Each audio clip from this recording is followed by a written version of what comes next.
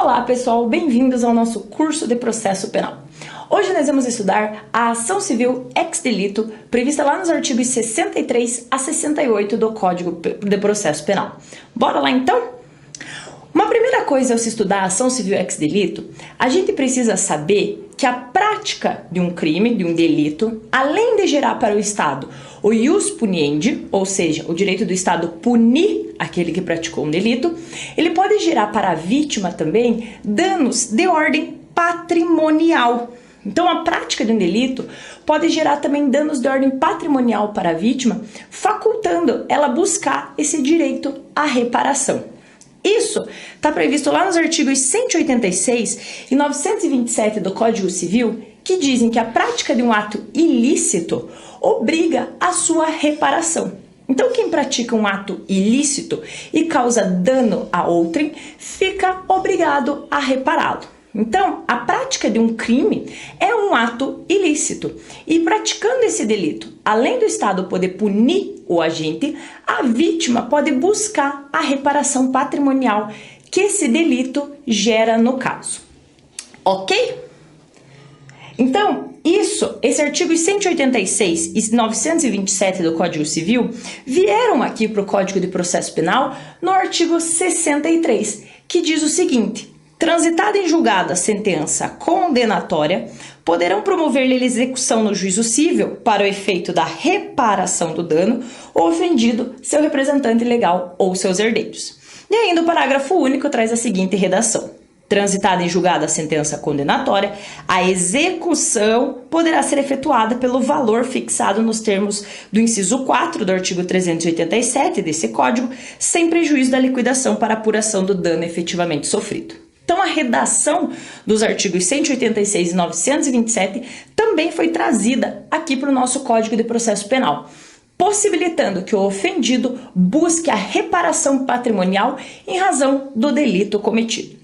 Então, vamos desmiuçar esse artigo aqui, estudar detalhadamente como que funciona essa ação civil ex delito? Primeiramente, a gente tem que trabalhar com a influência da jurisdição penal sobre a civil. A jurisdição penal exerce alguma influência sobre a jurisdição civil ou ambas são independentes?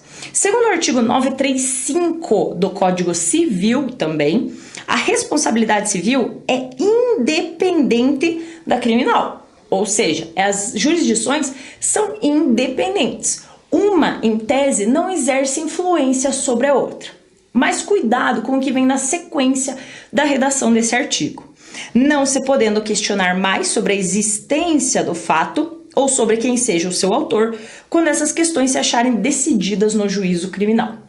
Ora, como a gente aqui está trabalhando com uma reparação advinda de um delito, nesse caso aqui, a depender da fundamentação que gera aquela decisão, a jurisdição penal exerce sim uma influência sobre a jurisdição civil. Vejam que nesse caso aqui, o fato gerador das duas responsabilidades é o crime. E de quem é a competência para julgar o crime? Ora, é da justiça criminal. Se é a justiça criminal que vai julgar o crime, a depender da fundamentação e da decisão que a gente tiver, ela vai sim exercer uma influência lá no juízo civil. Vejam, por exemplo, aqui, conforme diz o artigo 935 do Código Civil, um exemplo é: se no juízo penal restar demonstrado que o fato nunca existiu, o sujeito for absolvido por restar provada a inexistência do fato, o ofendido não pode ir lá no juízo civil e demandar contra o acusado buscando a reparação patrimonial. Ora, reparação patrimonial pelo quê? Se o fato nunca existiu. Se o fato não existiu, não tem como eu buscar uma reparação patrimonial. Então vejam que nesses casos aqui da ação civil ex delito, a jurisdição penal ela exerce sim uma influência no juízo civil. Então, apesar das jurisdições serem independentes, a depender da decisão que seja tomada aqui no juízo civil, ela vai sim exercer uma influência lá no juízo civil. Ok? Então vamos estudar cada uma dessas ações civis ex delito. Como que o ofendido ele pode buscar a reparação desse dano. Bora lá? Então, as vias judiciais à disposição do ofendido para ressarcir do prejuízo causado pela prática criminosa são basicamente duas. Uma prevista no artigo 63 do Código de Processo Penal e uma prevista no artigo 64 do Código de Processo Penal. A via prevista lá no artigo 63 do Código de Processo Penal é a chamada ação de execução ex delito. Por que ação de execução? Porque no caso aqui do artigo 63, como a gente vai ver daqui a pouquinho, eu já tenho uma sentença penal condenatória transitada em julgado. Nesse caso aqui, basta eu pegar a sentença penal condenatória, que ela se consubstancia como um título executivo judicial, e executar ela no juízo civil. Aqui eu já tenho uma decisão no juízo penal, por isso que é só eu executá-la no juízo civil. Uma segunda via ainda que o ofendido tem para buscar reparação patrimonial é a chamada ação civil ex delito, não somente de execução, ação civil ex delito, lá do artigo 64. No artigo 64, eu não tenho ainda uma decisão transitada em julgado no juízo penal. Às vezes eu não tenho nem ainda uma ação penal em trâmite. Mas o ofendido ele se adianta e vai lá e ajuiza uma ação indenizatória no juízo civil, sem que ainda eu tenha uma decisão no juízo penal. Então a diferença entre as duas é que no artigo 63 eu já tenho uma decisão transitada em julgado e no 64 às vezes eu não tenho nenhum processo penal em andamento ainda. O ofendido então ele se adianta e vai lá e ajuiza uma ação indenizatória. Vamos estudar cada uma delas em separado? Começando então pela previsão do artigo 63 do Código de Processo Penal, que a gente já fez a leitura aqui, mas vamos ler novamente para facilitar. Artigo 63 diz o seguinte: transitada em julgado a sentença condenatória, poderão promover-lhe a execução no juízo civil para o efeito da reparação do dano o ofendido, seu representante legal ou seus herdeiros. Parágrafo único. Transitada em julgado a sentença condenatória, a execução poderá ser efetuada pelo valor fixado nos termos do inciso 4 do artigo 387, sem prejuízo da liquidação para apuração do dano efetivamente sofrido. Então, o artigo 63, como eu já falei para vocês, a gente tem a ação de execução ex delito. Nesse caso aqui, a gente já tem uma decisão penal condenatória transitada em julgado. Ou seja, segundo os termos do artigo 515, inciso 6 do CPC, a decisão penal condenatória já transitada em julgado, ela vale como um título executivo judicial. Basta eu pegar essa decisão e executar lá no juízo civil. Aqui no 63, então eu já tenho uma decisão. E dentro desse artigo 63, surgem três hipóteses para o ofendido. Primeira delas é eu ter uma sentença penal condenatória transitada em julgado com valor já fixado. A gente sabe que agora, pela redação do artigo 387, inciso 4 do CPP, o próprio juiz penal já pode fixar na sentença penal condenatória um valor a título de reparação do dano patrimonial. Se o juiz penal já fixar na sentença esse valor, o ofendido pode pegar essa sentença e executar no cível, simplesmente cobrar o valor. Pega a sentença penal condenatória e executa no juízo cível por aquele valor fixado na sentença penal condenatória. Essa seria uma possibilidade aqui do artigo 63 do Código de Processo Penal. Uma segunda possibilidade é o juiz penal não fixou valor nenhum. O juiz penal não fixou nenhum valor lá na sentença penal condenatória. Ainda assim, a sentença penal condenatória ela se mostra como um título executivo judicial, porém ilíquido, já que eu não tenho nenhum valor fixado. Tá, mas aí o que o ofendido pode fazer? Ora, se o juiz penal não fixou valor nenhum, eu pego a sentença penal condenatória, já transitada em julgado, vou lá no juízo civil e promovo a liquidação da sentença. O que é promover a liquidação da sentença? É apurar o quanto que é devido. Veja que eu não vou discutir os fatos aqui novamente. Os fatos já foram discutidos na minha sentença penal condenatória. Eu vou lá no juízo civil simplesmente para apurar o quanto que o acusado me deve. Então, se o juiz penal não fixar valor, eu promovo a liquidação da sentença para apurar o valor devido. Ainda, segundo o parágrafo único do artigo 63 do Código de Processo Penal, a gente tem uma terceira opção aqui. Caso o juiz penal fixe o valor na sentença penal condenatória, mas o ofendido não concorde com aquele valor, de repente ele achou muito baixo o valor, achou que não é suficiente. Se o ofendido então não concordar com o valor fixado na sentença penal condenatória, ele pode promover também a liquidação da sentença lá no juízo civil, para apurar o real valor devido. Então, quando o juiz fixa o valor na sentença penal condenatória, o ofendido tem duas possibilidades. Uma, executar aquele valor, concordei com o valor, vou lá e executo. Duas, promover a liquidação da sentença para apurar o real valor devido. Então, na possibilidade do artigo 63, vejam aqui que aqui eu já tenho uma sentença penal condenatória. Aqui eu já tenho uma decisão. Aqui eu só preciso ver se eu vou executar essa sentença direto ou se eu vou promover a liquidação da sentença. Mas na hipótese do artigo 63, lembrem que eu já tenho uma decisão no juízo penal. E aí basta que eu pegue essa decisão e execute lá no juízo civil, ok?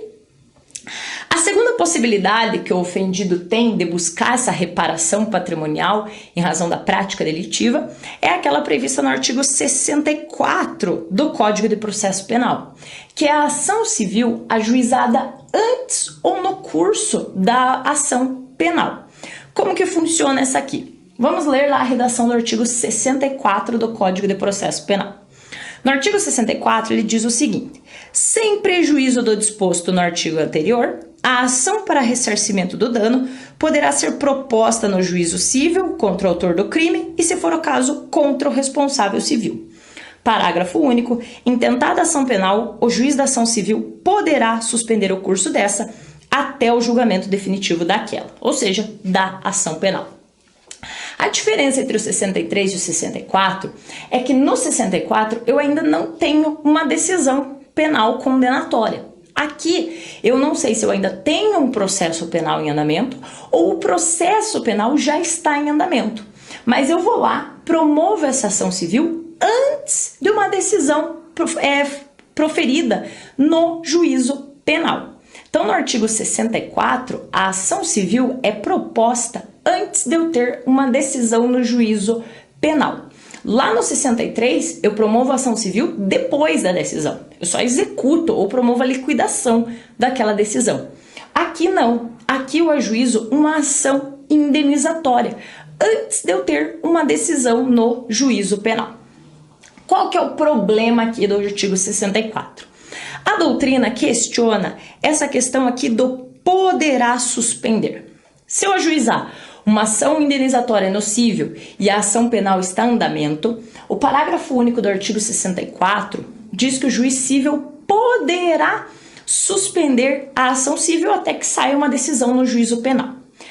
A doutrina majoritária transforma esse poderá, na verdade, em deverá. Diz que o juízo cível ele deve suspender a ação cível até que eu tenha uma decisão no juízo penal.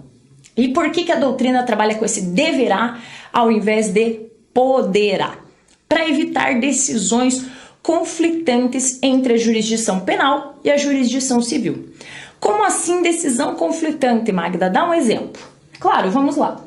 Digamos que o juízo cível julga procedente a ação indenizatória e fixa um valor a título de reparação em razão da prática delitiva. Reconhece, olha, realmente houve um dano aqui e vamos fixar um valor a título de reparação. Julgou procedente a ação indenizatória.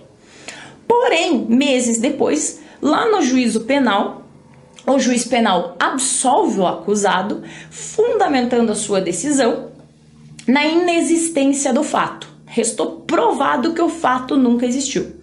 Ora, calma lá, se o fato nunca existiu, não poderia ter gerado um dano passível de reparação. Então veja que há conflito nas decisões aqui. A jurisdição penal absolveu o sujeito, provando que o fato nunca existiu.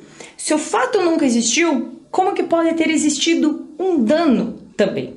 Então, por isso que a doutrina trabalha com a hipótese aqui de deverá suspender a ação penal, a ação civil, para evitar decisões conflitantes entre a jurisdição penal e a jurisdição civil, ok? Então, o artigo 64, ele trabalha com a hipótese de ajuizamento da ação civil antes de uma decisão penal condenatória. Enquanto o artigo 63 aqui, que a gente viu, trabalha com a hipótese de execução da sentença penal condenatória já transitada em julgado. Então, no 63 eu já tenho uma decisão no juízo penal e no 64 ainda eu não tenho uma decisão. Eu faço o ajuizamento dessa ação antes de ter uma decisão no juízo penal. Cuidado aqui, que essa questão aqui, a doutrina já trabalha com o deverá suspender a ação civil, para evitar decisões conflitantes, ok? Então a diferença entre um e outro é que no 63 eu já tenho uma decisão, no 64 eu não tenho uma decisão. Mas o ofendido ele tem essas duas hipóteses para buscar a reparação do seu dano. Tudo bem, Magda, você falou aqui nos dois casos em ação penal, em sentença penal condenatória, em sentença penal condenatória. Mas e se eu tiver uma sentença absolutória? A sentença absolutória ela impede a busca pela reparação do dano? Impede que o ofendido ajuize uma ação lá no cível buscando a reparação do dano em razão daquele fato? Cuidado com a redação do artigo 66 e 67, inciso 3 do Código de Processo Penal. O artigo 66 diz o seguinte: não obstante a sentença absolutória no juízo criminal, a ação civil poderá ser proposta quando não tiver sido categoricamente reconhecida a inexistência material do fato. E o artigo 67, complementando o que foi dito acima, fala o seguinte, que não impedirão, ou seja, pode, igualmente a propositura da ação civil, a sentença absolutória que decidir que o fato imputado não constitui crime. Então, o que esses dois artigos aqui querem dizer para a gente? A sentença absolutória, ela não impede que o ofendido vá lá no juízo civil buscar a reparação do dano em razão da prática delitiva. Ocorre que aqui depende da fundamentação da absolvição. Se a absolvição foi dada com fundamento na inexistência do fato, ora, o fato nunca existiu, restou provado que o fato nunca existiu. Se o fato não existiu, também não existiu dano. Nesse caso, o ofendido não pode ir lá no juízo civil buscar a reparação do dano. Se o fato não existiu, ora, também não existiu dano. Uma segunda hipótese que o ofendido também fica impedido de ir ao juízo civil buscar a reparação do dano é no caso de restar provado que o acusado não foi o autor do fato. Ora, se ele não foi o autor do fato, o ofendido não pode demandar ele lá no juízo civil buscando a reparação. Se ele não praticou o fato, não foi ele também, não vai ser ele o responsável para arcar com os danos em razão daquele delito. Então, quando restar provado que o fato nunca existiu ou que o acusado não foi o seu autor, essas decisões têm influência lá na jurisdição civil e o ofendido não vai poder demandar contra o acusado buscando a reparação. Mas vejam que o artigo 67 fala aqui que não impede a propositura da ação civil a sentença absolutória que decidir que o fato não constitua crime. Ora, pode ter havido a prática de um fato que realmente ele não se constitua crime, mas o fato existiu, o que não impede que eu busque a reparação pelo dano lá no juízo civil. Não é porque o fato não se constitui como crime que ele não gera um dano para o ofendido. Então, se eu não tenho responsabilização aqui na esfera criminal por não ser crime, nada impede que eu busque a reparação lá no juízo civil. Ok? Então, a sentença absolutória, a gente tem que tomar cuidado com qual que foi a fundamentação dela. Se restar provado que o fato não existiu ou que o acusado não foi o seu autor, essas duas decisões fazem coisa julgada lá no juízo civil e impedem impedem a propositura da ação civil. Nos demais casos, o ofendido pode demandar o acusado para buscar a reparação patrimonial em razão do dano ocorrido, ok?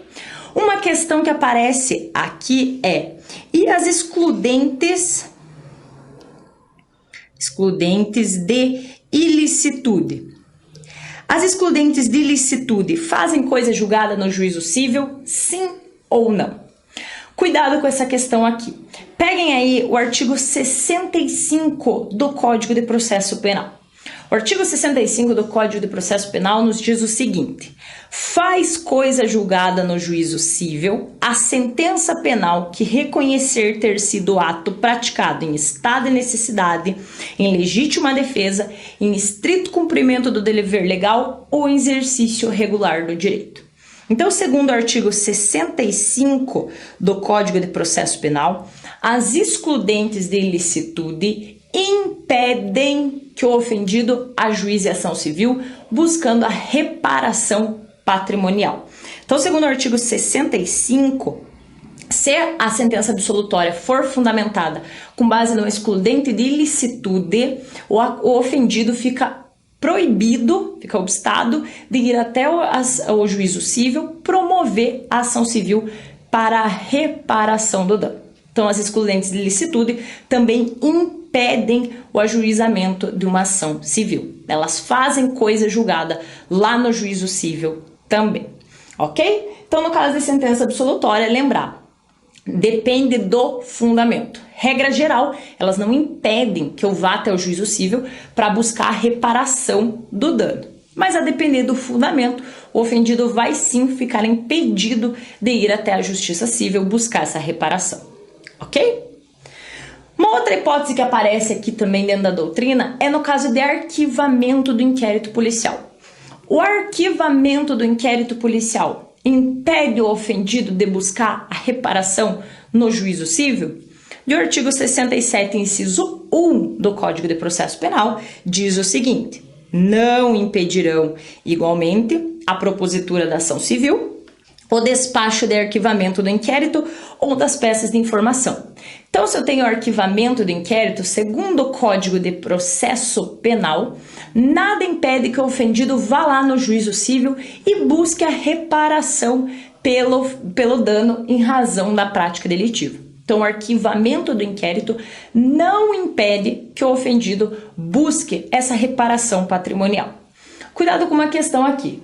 O Tourinho Filho, ele explica que o arquivamento do inquérito impede do ofendido buscar essa reparação patrimonial quando o fundamento for baseado na inexistência do fato ou numa excludente de ilicitude. Ele usa aqui o mesmo fundamento da sentença absolutória. Ora, se na sentença absolutória impede que o ofendido vá até o juízo civil buscar reparação patrimonial, então o arquivamento do inquérito também deveria impedir que o ofendido vá buscar essa reparação patrimonial. Se o fundamento se basear na inexistência do fato, ora, se o fato não existiu, também não tem dano para ser indenizado.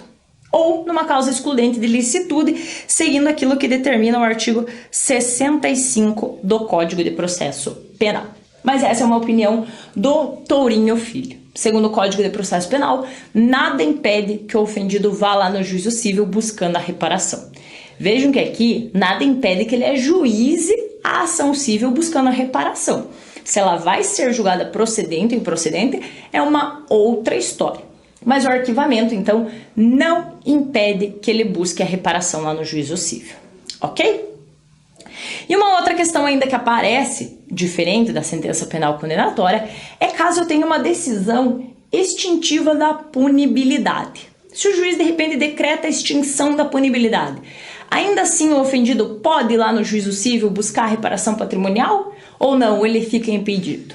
O artigo 67, inciso 2 do Código de Processo Penal, dá a resposta pra gente. Fala lá no 67, não impedirão, lá tá lá de novo, não, igualmente a propositura da ação civil, a decisão que julgar extinta a punibilidade. Então, julgada extinta a punibilidade, seja por qualquer motivo, qualquer causa extintiva da punibilidade, não impede o ofendido de ir lá no juízo civil buscar a reparação patrimonial em razão da prática delitiva. Então, a extinção da punibilidade, assim como o arquivamento do inquérito policial, não impede que o ofendido vá lá no juízo civil buscar a reparação pelo dano patrimonial. Por exemplo, vejam, imagine que ao longo do processo o juiz penal decreta a extinção da punibilidade em razão da morte do agente. Ora, tudo bem que o agente morreu, mas não quer dizer que o fato não tenha ocorrido.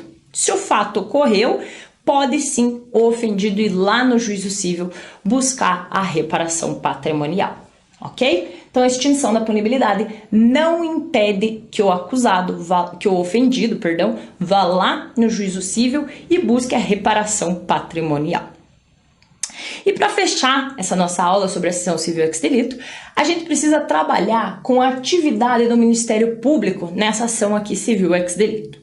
O artigo 68 tem a seguinte redação: quando o titular do direito à reparação do dano for pobre, naqueles termos lá do artigo 32, parágrafo 1º e 2º, a execução da sentença condenatória ou ação civil será promovida a seu requerimento pelo Ministério Público. O artigo 68 diz, então, quando o ofendido for pobre, ele pode se recorrer ao Ministério Público para que esse promova ou ação de execução ou ação civil buscando a reparação do dano. Mas muito cuidado aqui com esse artigo. O artigo 68, ele não foi recepcionado pela Constituição Federal de 88. E por quê? A Constituição Federal de 88, ela criou a Defensoria Pública, que cuida dessas questões aqui de atendimento às pessoas necessitadas. Então, com a criação da Defensoria Pública, o Ministério Público fica afastado aqui e a gente tem que trocar Ministério Público por Defensoria Pública. Então, o artigo 68, ele não foi recepcionado pela Constituição Federal, que aqui, para promover a execução da sentença condenatória ou ação civil, no caso do ofendido ser pobre, lá nos termos do artigo 32, isso aqui ficaria a cargo da Defensoria Pública e não mais do Ministério Público. Esse artigo aqui, 68, ele só vale para os estados que ainda não organizaram a Defensoria Pública. Hoje, todos os estados já possuem defensoria pública, então a gente puxa esse caso aqui no caso de cidades que ainda não têm a defensoria pública estruturada, não tem a defensor público na cidade. Aí, nesse caso, ainda vale o Ministério Público ajuizar a ação civil ou executar a sentença que já tenha transitado em julgado. Caso contrário, quem deverá promover a ação civil ou a execução dela é a Defensoria Pública. Então, muito cuidado aqui com esse artigo 68. Ele não foi recepcionado pela nossa Constituição de 88. Ok? Então, essa é a ação civil pública, a ação civil ex delito, pessoal. A ação civil ex delito, prevista lá nos artigos 63 e 64 do Código de Processo Penal. Lembrem que a diferença entre o 63 e o 64 é que no 63 eu já tenho uma decisão transitada em julgado, e no 64 eu ainda estou ao curso do processo penal. O ofendido, ele se adianta e vai lá e ajuiza uma ação civil sem que eu tenha uma decisão. Mas lembrem que a prática de um delito não gera somente para o Estado ius puniente, mas também pode gerar danos de ordem patrimonial. E aí o ofendido vai lá no juízo civil buscando a reparação desse dano, ok? Então, tenham bons estudos, pessoal, e muito obrigada!